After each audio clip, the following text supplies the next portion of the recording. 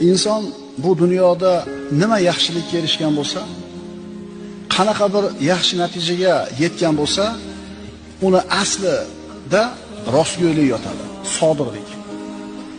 Va inson qaysi narsaga intilib, harakat qilib, niyat qilib, orzu qilib, kirishib yeta olmagan bo'lsa, yeta olmasligini asli tagida mana shu sodiq emasligi turadi.